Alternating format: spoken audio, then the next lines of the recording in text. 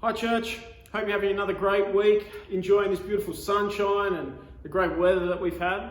We really want to encourage you as we await for the time that we can gather back together in the church building, to continue to stay in touch with us, stay in touch with each other, organise to have people come over to your home, organise to meet out at the beach or at a park, or just do things with each other, because life is continuing even though we can't gather together formally, and we're really hoping that we can get back together in this building as a church soon. But this morning we're continuing in the series that we've started a few weeks ago, and we're looking at the 7 deadly sins. In April 2012, the company Facebook purchased an app that they believe may be the future of their company. They purchased it though at a price which was twice what the market valued it at. Now there were eyebrows raised and people wondering whether this was a wise investment or not. And that company that they bought was Instagram. They paid a cool $1 billion for it in 2012, which was 100% above the price that the market valued it at. And I read an article written in 2013, a year after the purchase, which said that the jury was still out about whether this was going to be a good purchase or not. And yet I found another article 5 years after the purchase, written by Bloomberg, that now estimated in 2018 that the company Instagram was worth over $100 billion US. Now that is an increase of around 20,000%, all from that initial valuation that was made in 2012. Now it took me a fair while to work out those numbers, because $100 billion has got 11 zeros. But what propelled Instagram to such heights? Why is it so popular? Why is it still growing so fast? Well, I think because it's simple and easy. You can share your life moments with everybody in an instant. You can post a photo, you can upload a short video, you can tell your story even at a moment's notice. You can share every aspect of your life. Or you can be a creep like me and basically just watch everybody without really adding all that much yourself. But Instagram and social media in general have been great at connecting people. I can now be fully updated with what my friends are doing on the other side of the country or even the other side of the world without even actually talking to them. I just log in, scroll through my feed, and I know exactly what they're doing. But it's not just friends and family that you can follow basically anyone. You can connect with famous people, with celebrities, with businesses, with news, with sports, with anything. You can log on and you can watch cat videos. You can get new golf tips, and you can even learn new cooking techniques. But Instagram wasn't set up as a charity, and it's not there to be a goodwill public offering. No, Instagram is a business, and their core business is marketing and data collection. They want to know who you are and what you like so that they can sell you to advertisers. And as a platform, Instagram thrives on one simple human characteristic. And that human characteristic has played a huge part in that 20,000% increase in value. It's the human characteristic envy. That horrible internal desire to have something that you do not have that somebody else does. And envy is big, big business. Did you know that this guy, Cristiano Ronaldo, arguably one of the best, if not second best footballer in the world, is paid $35 million a year by his team Juventus? That's how much he gets paid to play. But he's paid closer to $50 million a year to advertise products on Instagram alone. Companies like this one, Clear, a shampoo company, pay him about $1 million per post.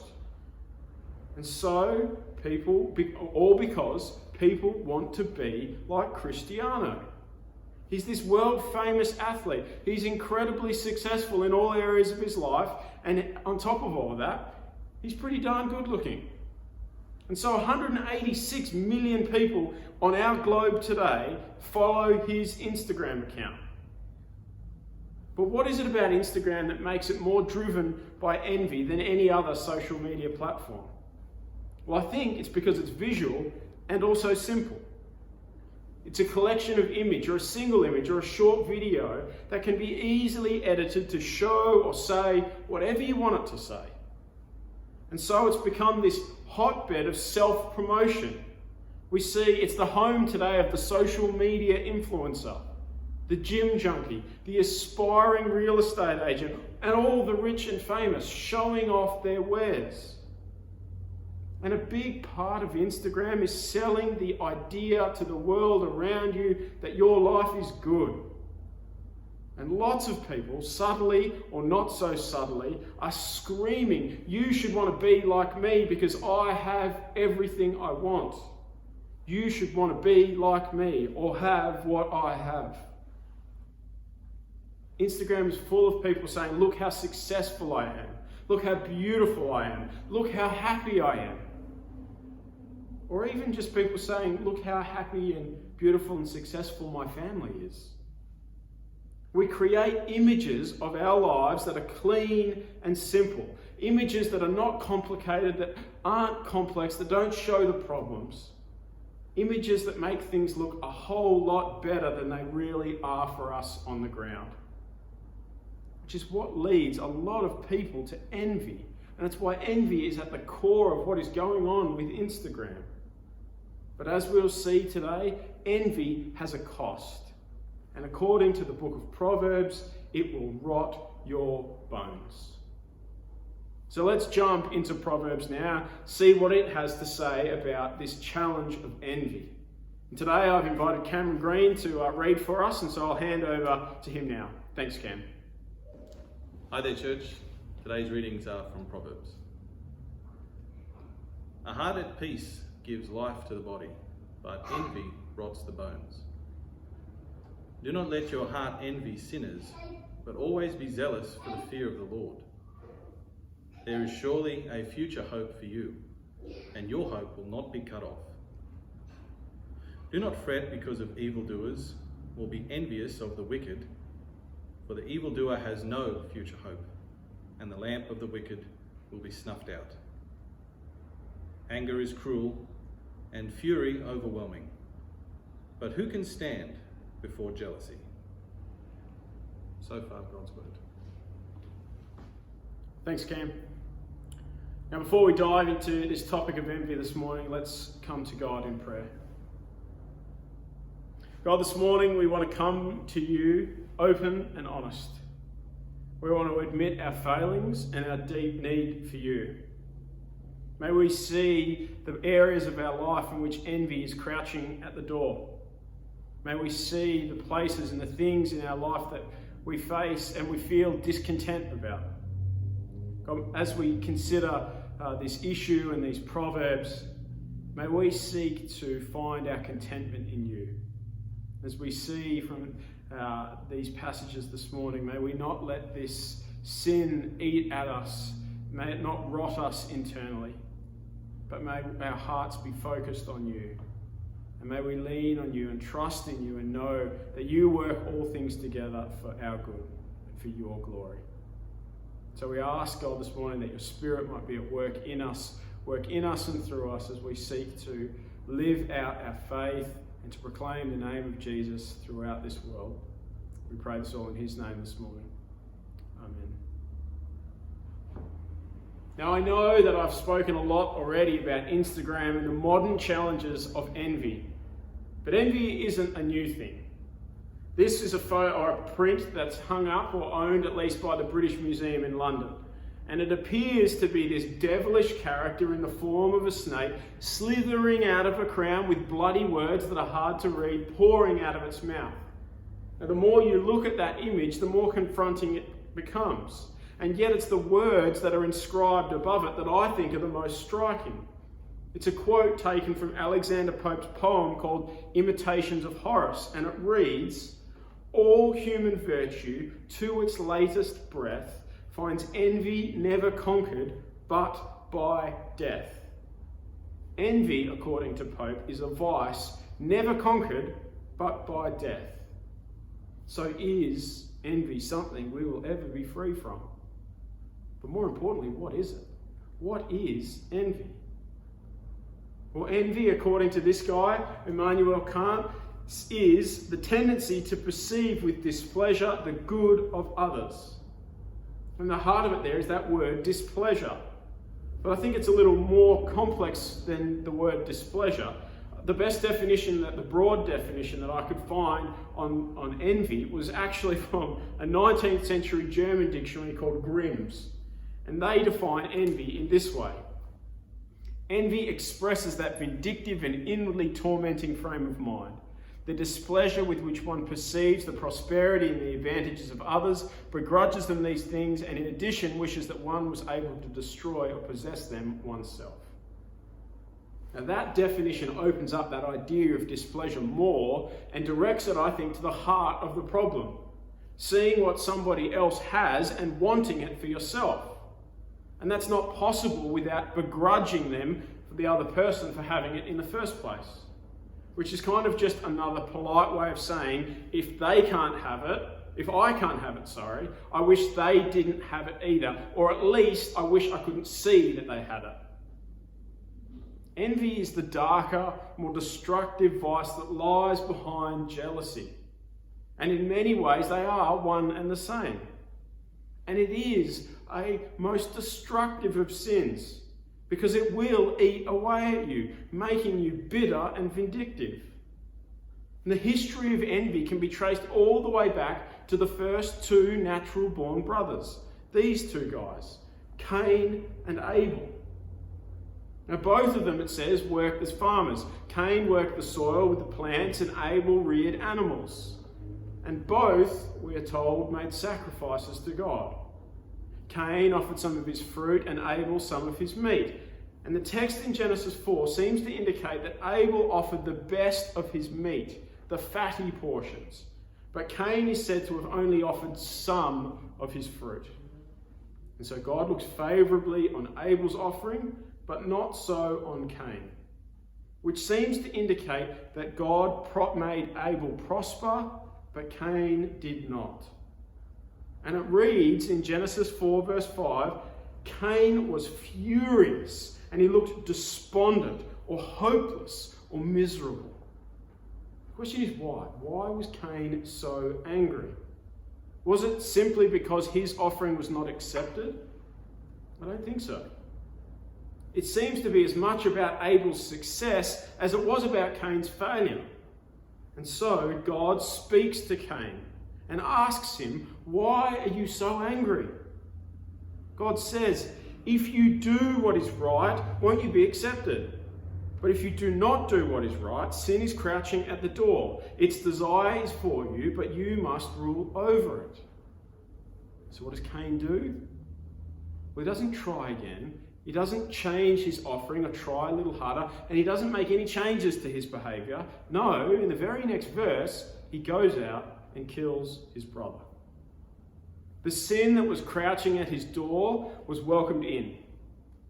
And as Genesis goes on to show, it came to rule over him. But not only him, every generation after him.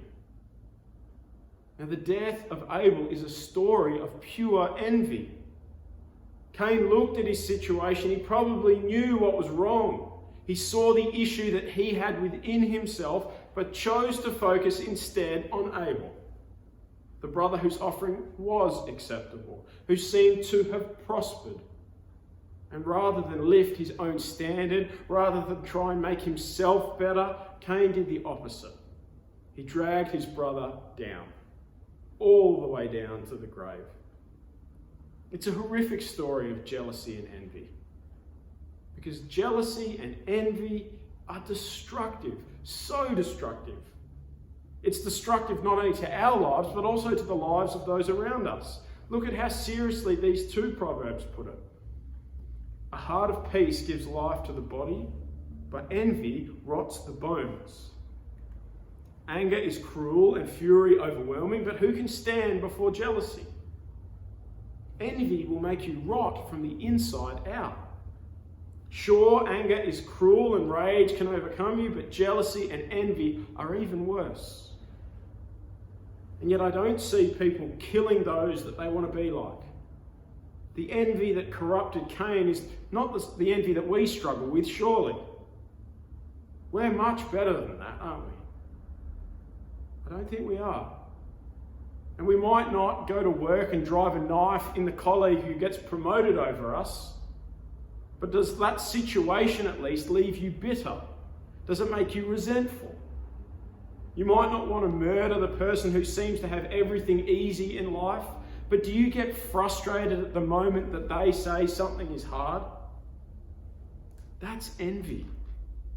We don't rush to kill like Abel, but we are equally quick to resent somebody who seems to have things easier or better off than we are, in a whole variety of ways, in a whole variety of areas in our life. And resentment is simply the twin sister of hatred, which according to Jesus is murder. And yet we know how damaging envy and jealousy can be. And yet why does the Bible say it's wrong? Why is envy wrong? It's hard to find somebody who will say envy is a good thing. There are a few strange cases out there. Even the philosophers, almost every philosopher that has ever written about envy says it is horrible, not only for the person who envies, but also for society. Because it turns people who should be working with each other into working against each other. It turns people from companions to competitors. And even in just the very simple biblical sense, envy goes against the second greatest commandment. Love your neighbour as yourself. Because it's pretty hard to love your neighbour if you resent them.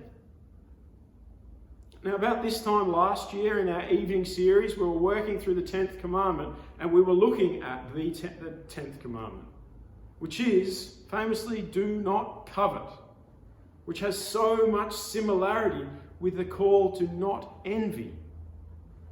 It says, don't look at your neighbour and think that I want that, I deserve that. And in the commandments themselves, they're given some pretty clear examples about things that we should not covet.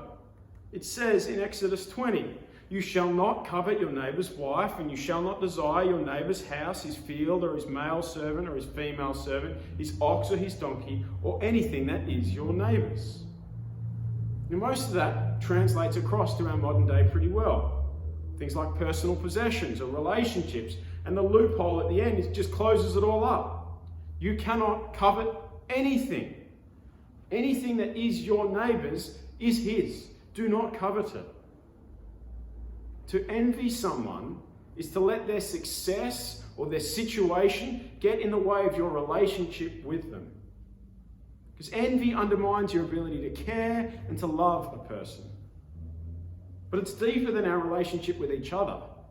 Envy is actually an assault on God. At its core, it's a deep-set discontentment, which is just another way of saying who you are, what you have, is just not enough. Envy is only ever present when discontentment also exists. If we are truly satisfied in who we are and what we have, then envy would have no place. And yet most Christians don't envy in an obvious, outright way. We do it in a more polite manner. It's not like we're out to maim and kill and steal so that we can get something. We just wish that we could have it and they could have it too. And yet we subtly think to ourselves, I think I deserve that, even if that person doesn't. Yet all of this evil attitude undermines our relationship with God. And the biggest problem is what it says about our view of God. It's as if we're looking at God and saying, you've got it wrong. If you want me to be a better person, if you want me to improve, then I need this, and I need that, and I need one more thing. When in reality, God says to all of us, I want you to live your life for me right here, right now. And that means with exactly what you have right now, exactly who you are right now, exactly where you are right now. And yet so much of our lives are spent living this rat race, chasing after what's next. The saying, he who dies with the most toys wins, rings true in our world. But it also in lots of ways rings true in Christianity, in Christian lives. And I think here on the northern beaches, it's a particularly strong temptation because possessions and wealth are a huge part of our culture. Simply because of the land beneath our feet and our proximity to the ocean, wealth is a huge part of our culture. And yet I wonder, are you actually content with what you have right here, right now? Are you content in what you have and do not have? Are you content in who you are and who you are not? If you aren't, then you're almost certainly struggling with envy. It might be the people you work with, your friends, even members of your family. But often it's just these fictional ideals that we've created in our heads. And it will eat away at you. It will destroy your relationships and it will lead you to doubt God's goodness and his provision. It is not wrong to want to better yourself. It's not wrong to desire success. But it is wrong to think that whatever lies ahead, whatever lies around the corner will satisfy you and make you a better, more fulfilled person. Cain looked at Abel's prosperity and he was enraged. Sure, he made his sacrifice. He probably worked hard for it too. But he didn't get what Abel did, and that's what drove him mad. Our frustrations, our desires, our goals should not be built on what the people around us are doing. They should be built on a solid understanding of God and a deep satisfaction in him. Because if our measure is the world around us, the people around us, then envy is crouching at your door. The question is, what are we going to do about it? What are we going to do about envy? Now in Galatians chapter 5, Paul makes that famous statement about the fruit of the Spirit, where we hear all of these positive traits that should come out of a life, the Christian life, when the Spirit is at work in us. But what we often forget about Galatians 5 is that he also mentions the fruit of a bad spirit, the fruit of the flesh. And it's this long list of things that we would expect. It's got all the common sexual sins. It's got dissension, strife, drunkenness. But in there is also jealousy and envy. And he concludes that list of rotten fruit with this: I'm writing about these things, as I warned you before, that those who practice such things will not inherit the kingdom of God. And after this, in verse 26, he mentions envy again, after the fruit of the Spirit. So if you think that envy is not something that needs to be dealt with, you're kidding yourself. But the solution to it, I think, is twofold. It's finding true contentment in God, while also being aware of the subtle temptations around us, the subtle ways that envy can eat away at our beings, at who we are. So what is it that we need to be aware of? Well, I think in our day and age, in this social media, internet, media-driven world, we need to recognise that things are not always as they seem. Things that we envy are often not even real. That beautiful body that's plastered on a billboard or in a magazine or even just on your Instagram are probably images that have been photoshopped to death.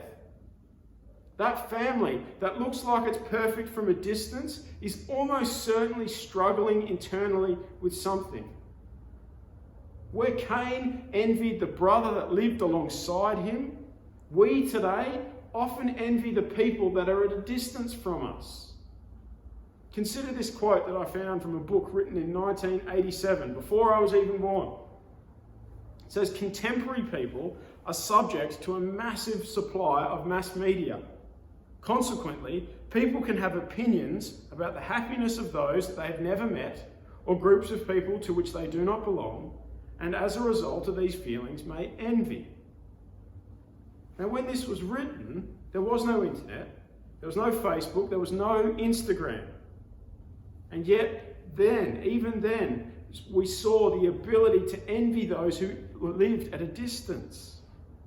People that we didn't know, people that we didn't live with, people that we didn't understand. We looked at their lives and said we wanted it. And yet from 1987 to now, it's got much, much worse. So before you go and look at someone, or look at a story or an image about someone or something and think, I wish I had what they have, remember that they are probably struggling just as much as you are, if not more.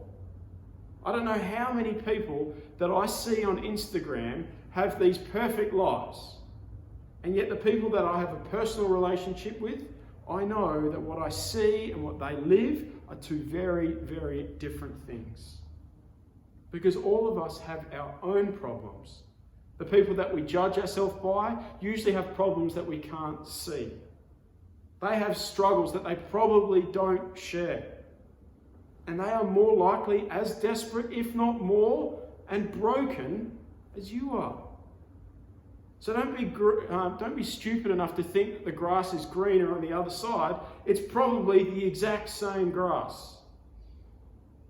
What we all really need to find is a contentment, not in what happens out there.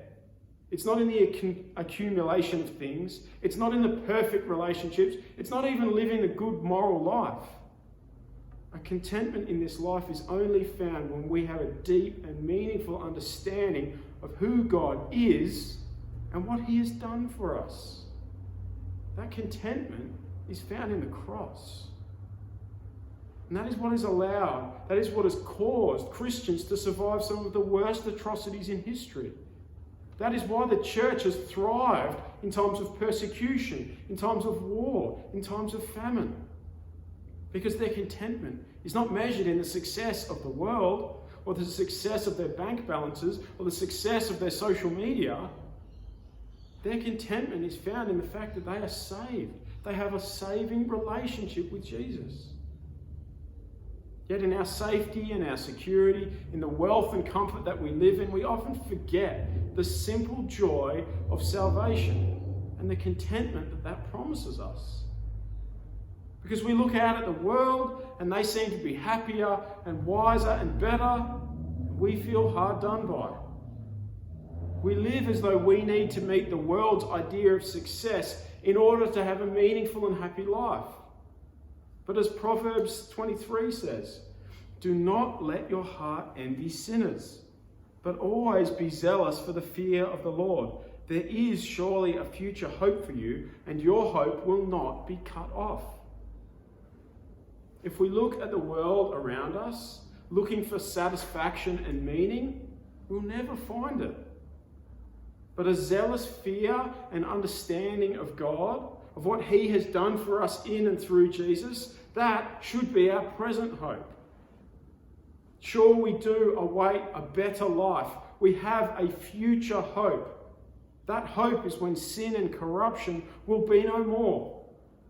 And that hope is assured. It will not be cut off. But that doesn't mean that we should be dissatisfied and envious in the present. Because to be dissatisfied means that you are unhappy with who you are and what you have.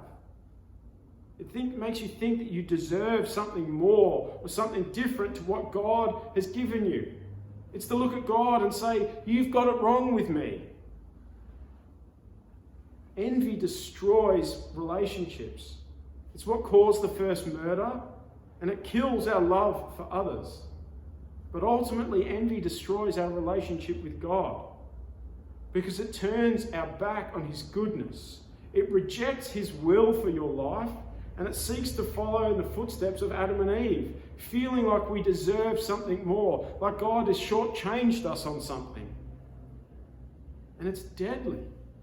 Envy is a deadly sin. It will only ever be dealt with when we find our contentment and satisfaction in God.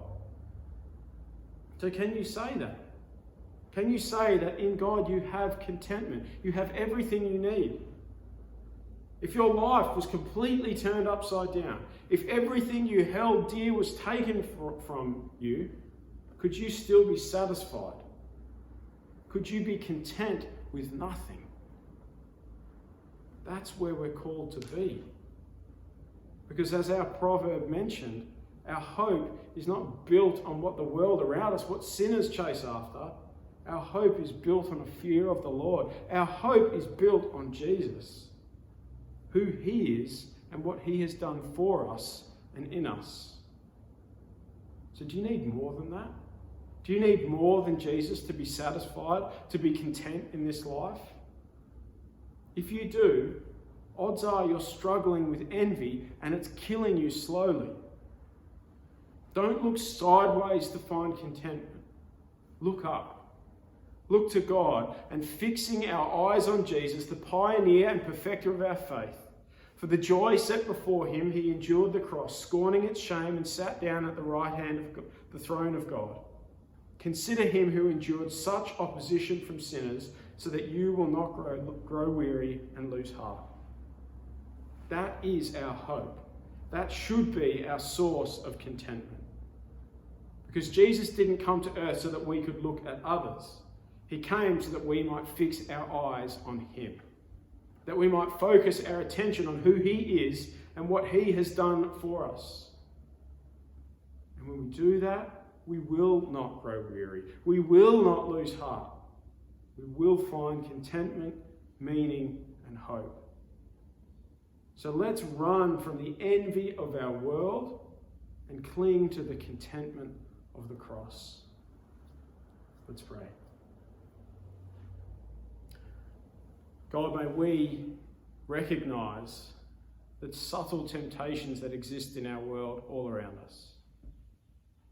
May we see the way in which envy is so pervasive in our world.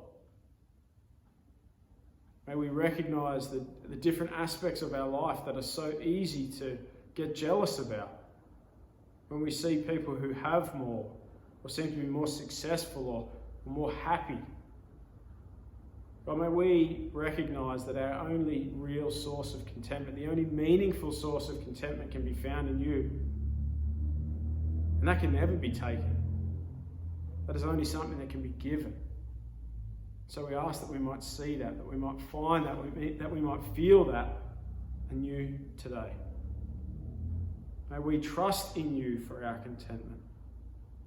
May we trust in the cross and what has been done for us, and not look at you and complain and moan about what we don't have and what others do. May we rid our lives of envy, and may we live in perpetual contentment in what we have and who we are in Jesus. We pray all this in his precious name. Amen.